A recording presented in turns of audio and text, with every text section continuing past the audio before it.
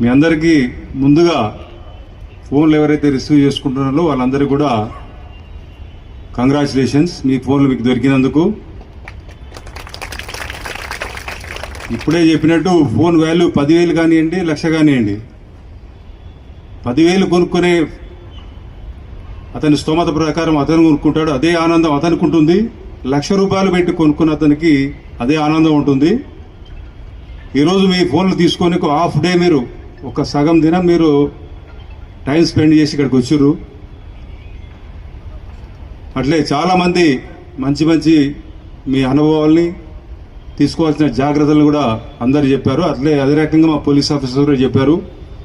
ఇప్పుడు లేటెస్ట్గా నేను అబ్జర్వ్ చేసింది ఏంటంటే, మీ ఫోన్ పోగానే మీ ఫోన్లో ఉన్న అమౌంట్ కూడా ట్రాన్స్ఫర్ అయిపోతుంది. ఇప్పుడు ఒకరు చెప్పారు 2,00,000 రూపాయలు పోయినాయని చెప్పేసి.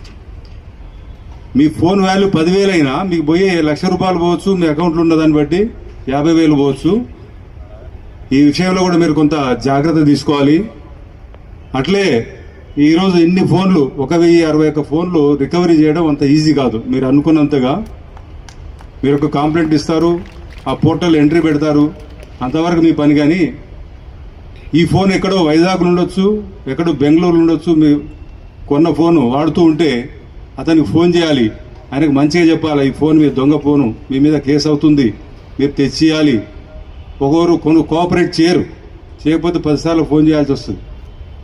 అట్లా ఫోన్లను రికవర్ చేయడానికి చాలా టైం పడుతుంది.